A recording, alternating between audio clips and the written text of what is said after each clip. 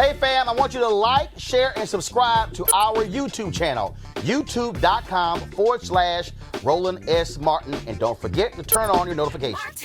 But Roland, today, I know we have a lot to talk about, but I met these young women tonight that go to school right here in this community, who talk to me about a kind of entrepreneurship we so rarely see. So I would love to introduce you. Sure. All right. Tyana and Tyana, come here. I want you to meet Roland. How you doing? Hi, I'm Tyana Wills. Tyana, good to meet you. Mayana, good to meet you. So Tyana and Tyana So she got the mic. Go ahead. Keep participated in our round table tonight, right? Every community we go to, we anchor ourselves in what young people are telling us. Right. And not only did they help me understand better what's happening in their schools and how they want to see great change, they also told me about an organization they started themselves as juniors in high school on helping young people whose parents are incarcerated. All right. So I would love Cool. to give her the microphone. I'll hold this one here. And so when did you start? So what's the program you started? the program is called BCI. It's a nonprofit program. What does BCI stand for? It stands for Build, Care, Inspire. So pretty much we have stories and experiences being children of incarcerated parents, and we understood like the feelings and the experience that that it takes and the courage that it takes, and we just wanted to encourage people or children within our situation that it's more to life than what your mother or your father has done. Life is so many opportunities. You just have to have that motivation, inspiration to want to get it. So when did y'all start it? We actually had a rough start last year. We're actually an entrepreneurship and business academy, so starting a business was a project for us. So at first it didn't hold that passion until we realized our stories could be what our business was, and that we could be a service instead of a product, because we were like trying to push ourselves to be a product, and that was just something we wasn't into. So we started last year. It was 2018, and then we didn't get funded at this event called Pitch Night, so we had to bootstrap over the summer, and that's when BCI became a program for kids with incarcerated parents. That's when it became BCI, because we had to bootstrap. We had to find something that really meant something to us, because it took us a while to actually start raising that money until we realized something meant something to us. So when we started making it for kids with incarcerated parents, that's when the passion grew stronger and stronger as people were talking to us and we were meeting different people. So then we finally started making those connections and talking to people to get to the places we are kind of at right now. So have either one of you had parents who were incarcerated? Both of us have. And so still are, or in the past? My mom was released when I was 15, but my dad died in prison. And my mom just came home like last year of June. And how did you deal with that? Because I mean, you're in classrooms. I mean, look, you've been going to school, elementary school, middle school, and that is a different dynamic. Yeah.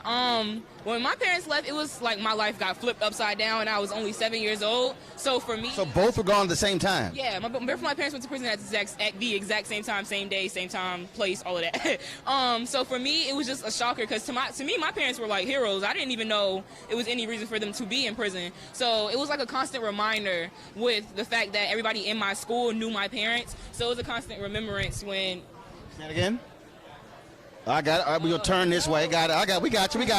It was a constant remembrance by, like, the teachers just, like, things as simple as go home and get your parents to sign this would bother me just because my parents weren't there. So I had to just remind myself that I could be somebody, and I was just kind of grateful at the fact that my grandma was there immediately. I didn't really have to go through anything as far as not having somebody to take care of me financially, but I had to understand emotionally as a young 7-year-old, I had to inspire myself to be something. I could have easily become a statistic, started getting in trouble, but for one, my grandma wasn't having that. And then for another thing, I just had to remind myself that it wasn't worth it. Like, I will always think about how kids that do go to Renaissance and stuff, and how some of their stories are that their parents are incarcerated, and I could never understand why you chose to get in trouble after you just saw what happened to your parents. And then I realized everybody doesn't have the same mindset of me, and that's why I wanted to start BCI. And then when I met Mayana, it was just like, let's go. Now, did y'all also discover that there were other students who were like you, that you think that you were in this thing by yourself, then all of a sudden you were like, wait a minute, hold up, this is not just about us? It felt like it. I have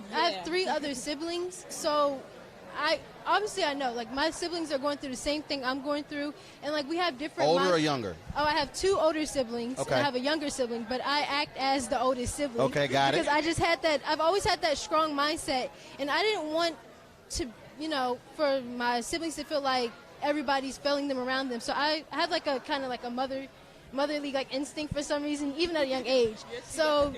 And how old are you? I'm 16. Got it. All right. I'll be 17 in July. Okay. But I always felt the need that I needed to protect my siblings as much as possible. So I was that one to like carry on. And, you know, if they weren't making good grades in school, I was that person. I was motivating them. They would cry on my shoulder. And that just made me realize, like, I don't want to do this. I don't want them to go through this. And that just pushed me to be the person that I became today. So what is initiative? What do you do? What do you mean? What do you do? Okay. What's the program? So it's right now it's just a program, and we run 3 different workshops. It's an inspiration workshop, a growth workshop, and a team building workshop. They're all based on our name, and we actually built our own curriculum based on those, like, to help to make those 3 workshops a reality. Are the workshops continuous? Are they once a month, or Yeah, we run them through different summer camps, and the first one is going to be on May 25th through Girls Without Dads, and then throughout the summer we're going to be working with From One Hand to Another, and we just found out that we're going to have the funding to start our own summer camp next summer. Okay. Now, what do you do during the school year? Work on that. Yeah, everything. We are also entrepreneurship and business academy students, so, you know, that school grind, you know, keeping our grades up in AP classes and the struggle. How do you also, how are you integrating social media to connect with other students in this area also, or around the state, around the country, who also are dealing with parents who are incarcerated? Have you done that? Well, pretty much like we're just getting our feet in the water. So we really don't have like that connection as of yet, but we're also in many programs that help us to. Now, you do know that after this airs and this thing gets sent out, then what's going to happen is, you got to remember, I've got 2 million social media followers, so when this thing goes out, y'all going to get some calls. So do you have a website? Yeah, we have a website. We have our social media. We have we don't have a Facebook. We have an Instagram and a Twitter and something else. Oh, and an email. What's the Instagram? Okay, our Instagram is at BCI Nonprofit. Our email is at BCI Nonprofit at gmail.com, and the Twitter is BCI Nonprofits. Yeah, everything is BCI Nonprofit. And the website? And the website is BCINonprofit.com. Yeah, .com. Okay. And it's you will probably have to put a /Wix, right? Yeah. Yeah. Because it's made through the Wix website, because it's just a little starter. Okay.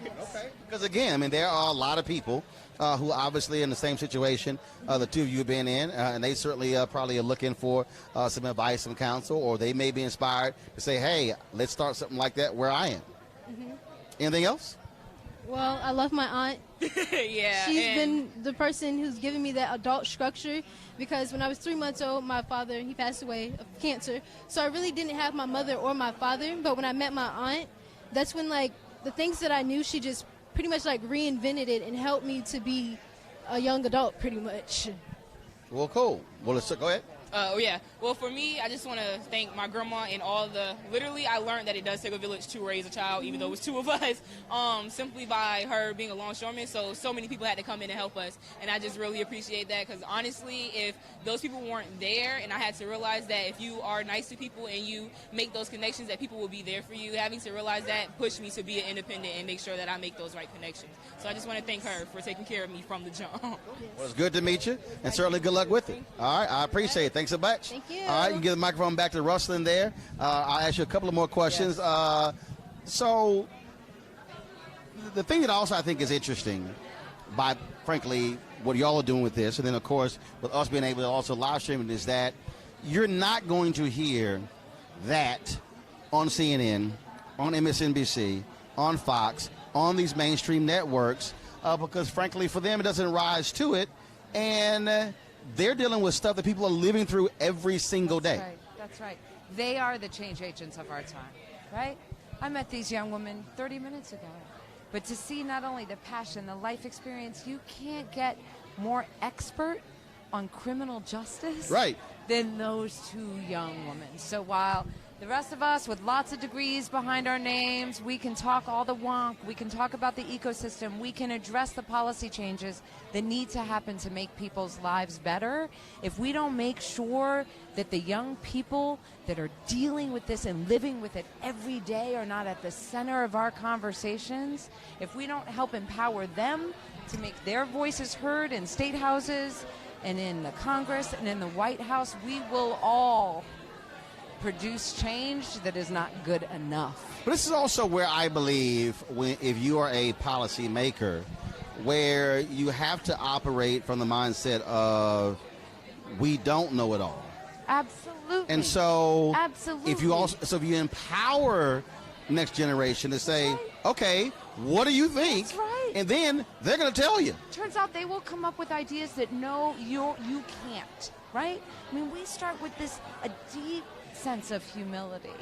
Not because we don't have lots of research and evidence to say what works, but because unless you are actually in the seats and in the shoes of the people that we seek to help,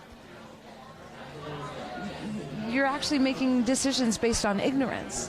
So in every one of these communities, listening to those young people, teaching me, and then hearing things like, come on, these young women are juniors, Mayana and Tyana, juniors in high school, have started an organization on how to help young people like themselves whose parents are incarcerated. You're right, that doesn't go on mainstream. But if you want to see the best of America, if you want to see the best of what our public schools have to offer, you come talk to those two young men. Support Roland Martin Unfiltered. Be sure to join our Bring the Funk fan club. Every dollar that you give to us supports our daily digital show. There's only one daily digital show out here that keeps it black and keep it real as Roland Martin Unfiltered. Support the Roland Martin Unfiltered daily digital show by going to RolandMartinUnfiltered.com. Our goal is to get 20,000 of our fans contributing $50 each for the whole year. You can make this possible. RolandMartinUnfiltered.com.